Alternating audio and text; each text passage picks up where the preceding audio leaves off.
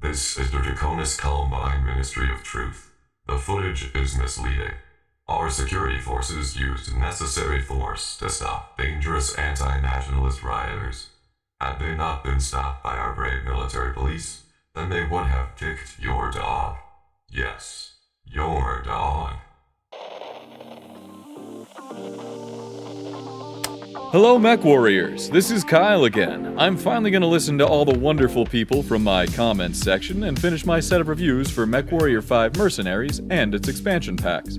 With the new game MechWarrior 5 Clans set to release in short order, this feels like a fitting way to bid farewell to the old and welcome in the new.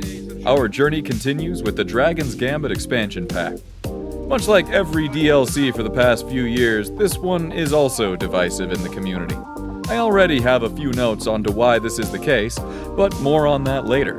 For now, just know that you can expect another tough campaign with lots of time crunches. This time, we will assist everyone's favorite villainous space samurai, the Draconis Combine. We're gonna start off with the usual routine and cover what was freely added to the base game for all MechWarriors to enjoy. The first edition may be fun for some, but I'm going to admit right now that it isn't the kind of content I play the game for. The dev team has enhanced the instant action mode with options for team-based play as well as free-for-all mission types. These modes can be played alone or with friends and promise to give a quick yet intense firefight for those looking to test their mettle. The thing is, and I've said this before, I play MechWarrior 5 Mercenary for the mercenary experience. Crazy, I know. These modes are good for testing mechs and equipment out, as it will give you access to just about everything in the game to do with as you see fit, although instant action never really kept my attention for long, and this edition doesn't seem like it's going to change that. The second edition includes a slew of custom difficulty options so that you can change your experience in the cold, uncaring galaxy.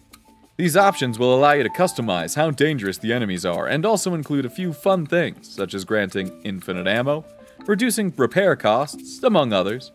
I have a fondness for the standard difficulty of this game, but I also think that this is a valuable addition. This offers a way to make the game more accessible for our less experienced pilots, and it also allows our grizzled veterans to up the challenge as they see fit. The free editions aren't groundbreaking, but it is at least worth putting them on your radar. Now, onto the star of the show, the DLC itself. What do you get after you've begged your mother for an advance on your allowance just to buy this expansion? Well, propaganda. Lots of propaganda. The Dragon's Gambit is a 15-mission-long quest line where we assist the Draconis Combine in their war to fend off an invasion from House Davian. Now, there aren't many good guys in the MechWarrior universe per se, but make no mistake, by accepting the quest you are definitely helping some of the bad guys. That's okay though, as you will be heavily rewarded for your efforts. You can expect some big paydays, rare equipment, and even a chance at grabbing the new elite Otomo mechs that have uniquely built chassis that stand out on the battlefield from their normal counterparts. These Otomo mechs also come with some hefty firepower, which will be a welcome addition to any lance. It's especially good to get them because this campaign is hard. You will be jumping from mission to mission with only a few days in between each operation to repair broken mechs and manage equipment. Not to mention, the missions are purpose-built to pose a challenge.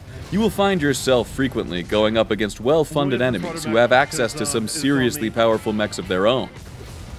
The enemy AI is bloodthirsty, often using veteran pilots who prioritize lethality. They will focus fire on you to try and tear your mech to shreds as quickly as possible. It's almost funny in a way. During my time with the DLC, I found that the enemy had a borderline suicidal fixation with destroying me specifically. Enemies would even run right past my allies, getting shot at from all sides if it meant that they could deal even just a tiny bit of damage to my mech.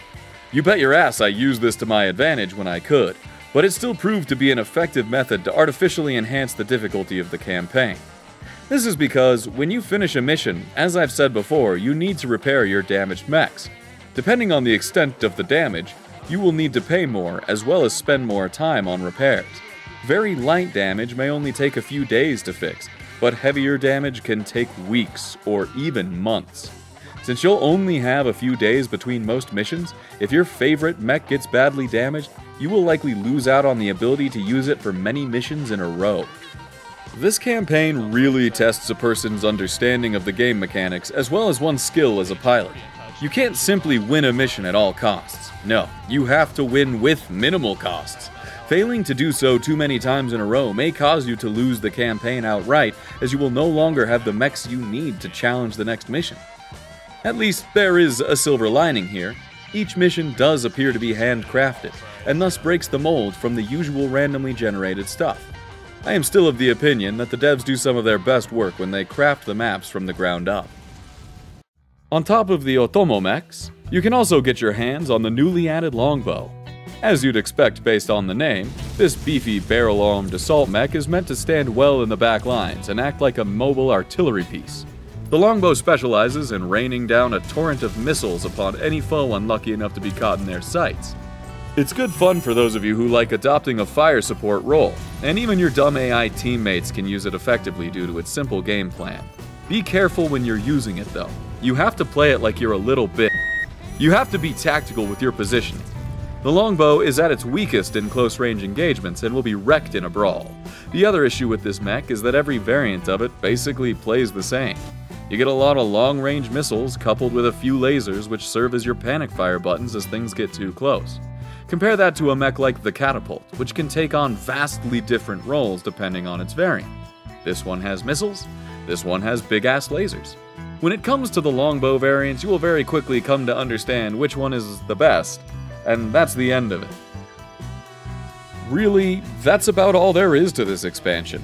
I had fun pushing myself to beat the quest line with some friends, however I will say that I can see why this is so divisive. At the end of the day, there just isn't a lot here. You get one new mech, the Longbow, then the Otomo mechs are really just cooler versions of vehicles that were already present in the game. Finally, there's the 15-mission-long quest line. The quest line itself takes away player agency and demands that you dedicate a fair amount of time to a very different playstyle. It's a linear campaign where you have no control over the timeline, nor where you go in between quest steps. The AI may also detract from the experience. The fact that enemies will throw their lives away in droves just to damage you isn't particularly novel or engaging. You can occasionally use this behavior to your advantage, but most of the time it's simply an annoyance that you have to overcome. It was a weird sensation for me. I often felt like I had to play at my absolute best to defend myself against an enemy that was playing at their absolute worst. I don't know how to describe it other than a feeling of gameplay dissonance. The campaign demands that you play as conservatively as possible, but the enemy is reckless and determined to brawl with you under every circumstance. The AI in this game has always been criticized for being unintelligent, but the situations present in these missions made me feel that now more than ever before. Keep in mind, I played this DLC recently. With clans slated to release in mere days, that likely means that we won't ever see an improvement. I imagine that using custom difficulty settings could offset the annoyance factor, but it won't change how fights play out. The enemy will still throw themselves suicidally at you, they'll just be worse at it. In conclusion, there is some fun to be had here, but you have to be prepared to take the pros with the cons. At the end of the day, you really only ought to consider buying this DLC pack if you're interested in the campaign missions. Even then, I would expect that most people, myself included, will play the quest line once and be done with it. The Longbow is a fine mech in its own right, but there are plenty of missile-focused mechs readily available from both the base game and previous expansion. The Otomo mechs are cool, but once again, they're just fancy variants of things we already had. It's true that I enjoyed the experience overall, but $15 seems like a steep asking price for what you're getting. In my opinion, you'd be better off buying the Dragon's Gambit when it goes on sale. Whatever the case, I hope to see you next time. This is Kyle again, signing off. Hey everybody. Before I end the video, there's just a few last things I'd like to say. First and foremost, of course, being, for those of you who made it this far in the video, thank you so much for watching. It really means a lot to me that there are some people out there who seem to enjoy my content. Second of all, I'd also like to extend a big thanks to all of you who, might have commented on my previous videos. Many of you were asking for more MechWarrior content, which I thought was really cool. I think it's so neat that this game, which is kind of a niche title, it still has a very dedicated fan base, and I really do love that. And so, now moving forward, there's a few quick announcements that I have to make. First and foremost, I do fully intend to finish my DLC reviews before Clans comes out. Solaris Showdown is on its way. I've already played it, recorded everything, started collecting my thoughts, and hopefully I'll have that edited together before Clans release on the 16th. Secondly, in regards to Clans itself, I intend to do a release day celebration stream. Really, just, the day it comes out, I'm going to try and do a live stream that afternoon, and I'd love it if any of you who are interested might, come around, chat with me, and, share my first experience with this game that I'm really pretty hyped for, if I'm being honest. Now, I don't have a time that I'm going to do it just yet. Hopefully I'll be able to post a little timestamp for everyone in the next video. And we'll just see what happens. I mean, we gotta temper our expectations now. I know that MechWarrior 5 Mercenaries is in a great position now, but this is after years of updates. I fully expect that Clans is probably going to be as flawed at launch as the previous title was, so we might be in for a rough ride, but whether it's a fantastic experience or a scuffed one, I think it'd be really cool to live stream it and share it with everyone.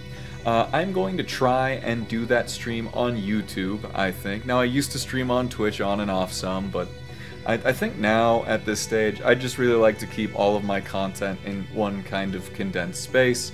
So, we'll see how it goes. Fingers crossed. Whatever the case, I seriously cannot thank you all enough for watching my video this far through, and I really hope you do have a great rest of your day. Peace.